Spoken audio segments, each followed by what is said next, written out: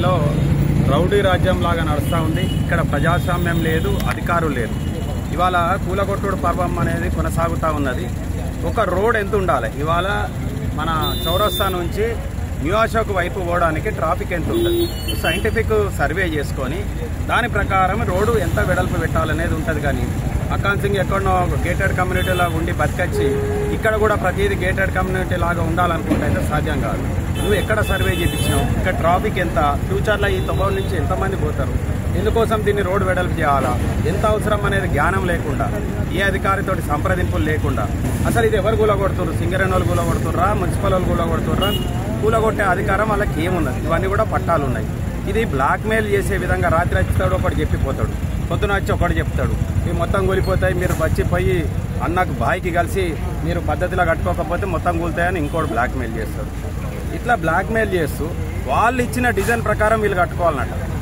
ఎక్కడన్నా ఉంటుందా అండి? ప్రైవేట్ ఇల్లు, రోడ్ పాయింట్ ఉన్న ఇల్లులు ఈ వాళ్ళు ఇచ్చిన డిజైన్ ప్రకారం కట్టుకుంటే మరి వాళ్ళు ఇచ్చిన డిజైన్ ప్రకారం కట్టుకుంటారు. అలా నీ కంట్రిబ్యూషన్ ఏంటి?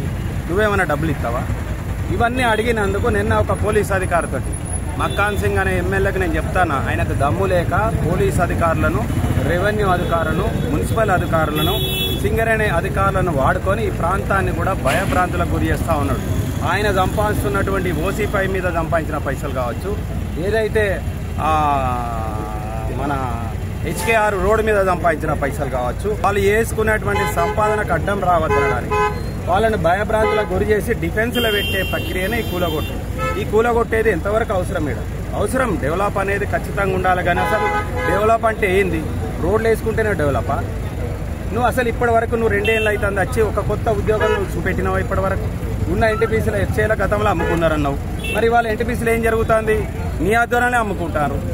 ఈ ఊరు మొత్తం సర్వనాశానాన్ని కోరుకోవడం కోసమే నువ్వు ఇక్కడికి వచ్చినావు.